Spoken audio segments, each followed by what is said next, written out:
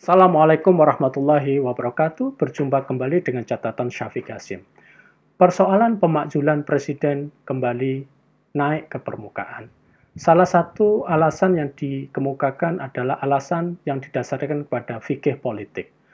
Menurut Koran Tempo 1 Juni 2020, Profesor Din Samsudin mengutip pandangan pemikir Islam bernama Al-Mawardi bahwa ada 3 hal yang bisa menyebabkan kepala negara bisa dimakzulkan.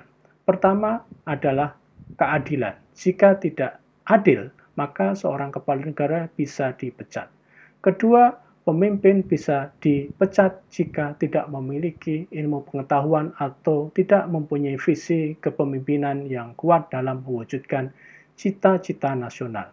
Yang ketiga, pemimpin kehilangan kewibawaannya dan kemampuan memimpin terutama dalam masa-masa kritis seperti sekarang ini. Benarkah demikian adanya?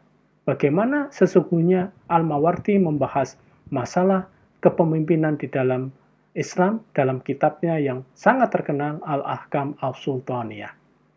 Jika kita ingin mengatakan sebagai sebuah kelemahan konsep politik kepemimpinan di dalam tradisi Sunni, maka itu bisa dilihat dari ketiadaannya tentang mekanisme pemakzulan seorang pemimpin negara. Pemakzulan pemimpin negara memang tidak dikenal di dalam tradisi Sunni. Pergantian kepemimpinan negara dalam tradisi Sunni biasanya terjadi karena seorang pemimpin sudah wafat, kalah perang sehingga wilayahnya diambil oleh pemimpin yang lain, dan hal-hal yang lainnya. Hal ini merujuk pada pola kepemimpinan awal di dalam Islam yang memang tidak mengenal tradisi pemberhentian. Justru Sunni sangat dikenal dengan teori kesetiaan kepada kepala negara. Di dalam kitab Al-Ahkam As-Sultaniyah, Imam Al-Mawardi mengemukakan bahwa kepemimpinan itu wajib, baik secara agama maupun secara akal. Lalu Al-Mawardi mengatakan jika kepemimpinan di dalam Islam merupakan kewajiban kolektif atau fardu kifayah.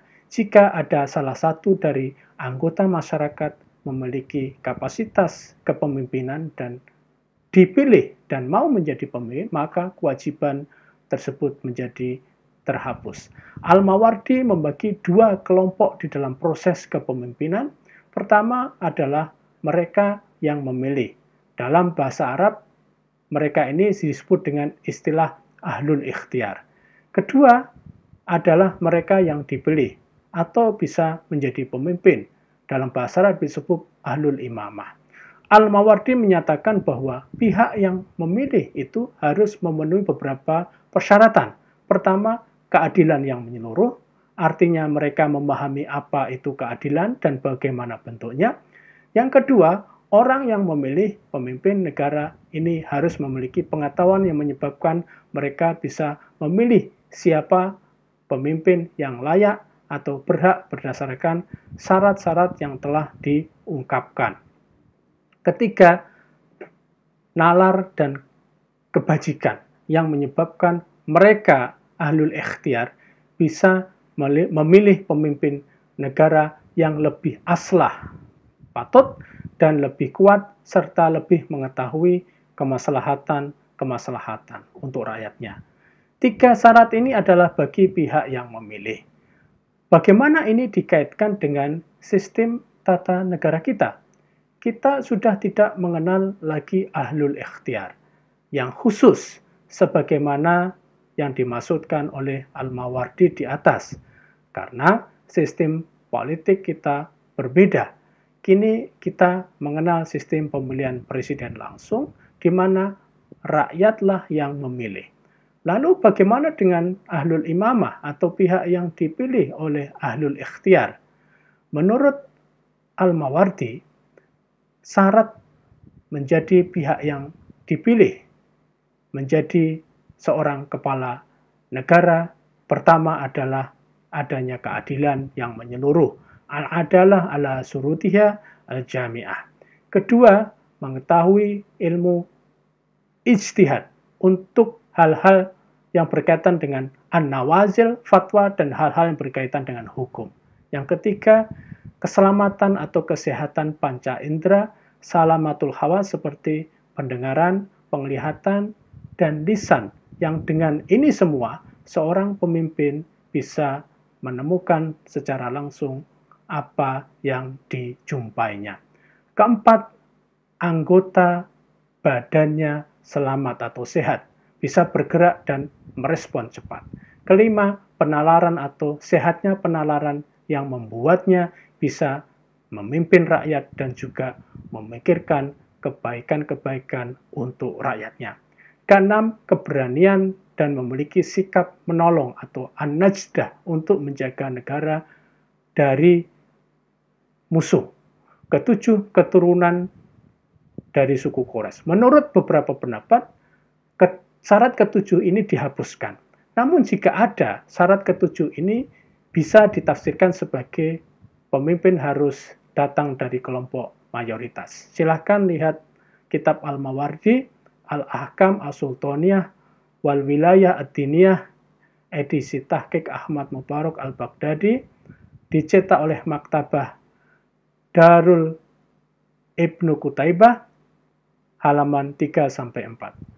Menurut pendapat saya, memang bagus sekali melakukan kontekstualisasi teori-teori fikih siasah atau fikih politik untuk kehidupan ketatanegaraan dan kenegaraan pada masa kini, terutama untuk landasan moralitas.